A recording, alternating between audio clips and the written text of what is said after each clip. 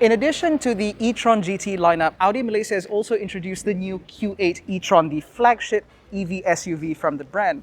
However, despite that positioning, the prices are surprisingly good, with the Q8 e-TRON lineup starting at just 383,000 ringgit here in Malaysia, rising to 474,000 for the slightly bigger battery. Yes, there are two variants, and we'll get into that in this video. My name is AIMAN ABDULLAH.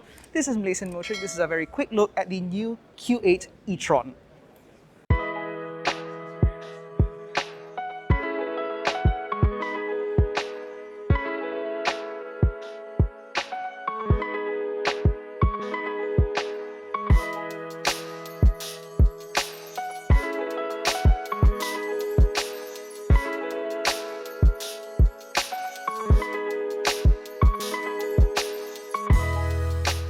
Now, previously referred as just the e-TRON, the new Q8 e-TRON is a little bit of a facelift and a little bit of an adjustment for the Audi lineup.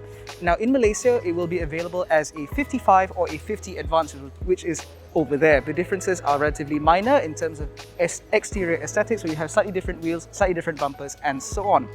The bigger difference is actually in terms of battery, because there are two battery capacities to choose from. The 50 uses a slightly smaller battery, and the 55 naturally uses a bigger battery, but both of them offer the same torque number of about 694 or something to that extent. You will find some graphics with some numbers here because there are far too many numbers to remember.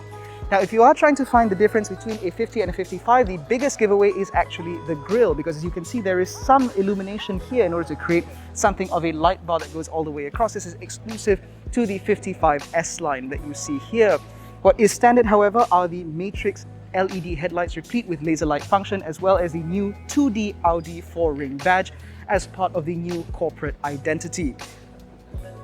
The other big giveaway between the 50 and 55 are the wing mirrors, or the lack of them.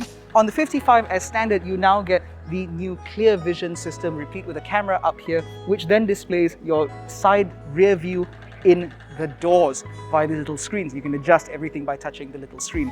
This apparently improves aerodynamics and reduces the drag coefficient of this car to 0.24 CD, among the most aerodynamic SUVs within the segment.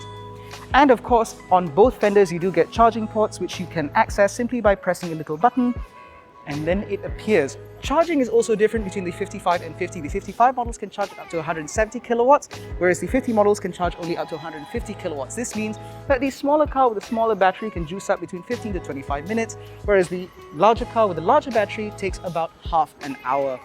That said, however, the chargers at Audi centers are apparently rated for up to 180 kilowatts, so either of these cars should be decently served.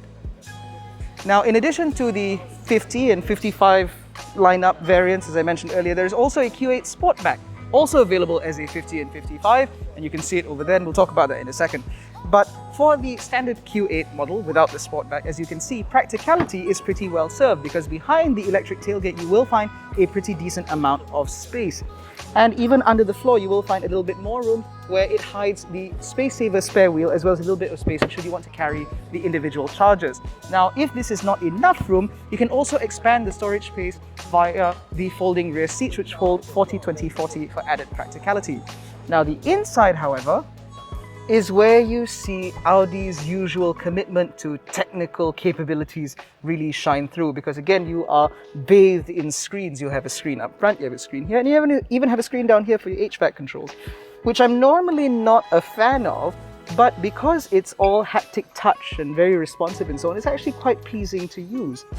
Now, in terms of the MMI system, as Audis are known for, it is incredibly responsive, it's very sharp, the graphics are fantastic, and you can control all the major functions from here. Down here, as I mentioned earlier, with the haptic feedback and so on, you have your controls for your HVAC, and up ahead is your heads-up display, digital up there and digital down here as well to show you your driver assistance, your speed, charge rate, and so on. In terms of practicality, this being an SUV, you have these nice comfy seats, you have lots of storage spaces both in here as well as under the center armrest. You also have very large door bins, and overall it certainly looks quite nice. You also have a nice panoramic sunroof to bathe this rather dark interior in light.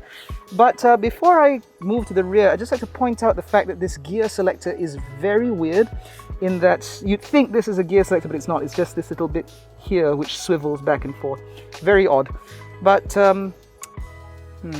I guess you'll get used to it. What you will also most certainly get used to is the space, because there is masses of room. As you can see, I have plenty of knee room, plenty of headroom despite the full panoramic sunroof. I also have my own climate control function, so this car has a 4-zone climate control system, replete with a fan adjustable thingy. Down there I've got USB-C ports, and in the middle I've got an armrest with deployable cup holders, which certainly look nicer than what you get in the e-TRON GT, if you ask me. And overall, I can see how this could work as a daily family hauler. And of course, the range certainly helps with that too. Now, with a choice between battery sizes as well as body styles, the Q8 e-TRON is here in Malaysia in order to appeal to as many people as possible.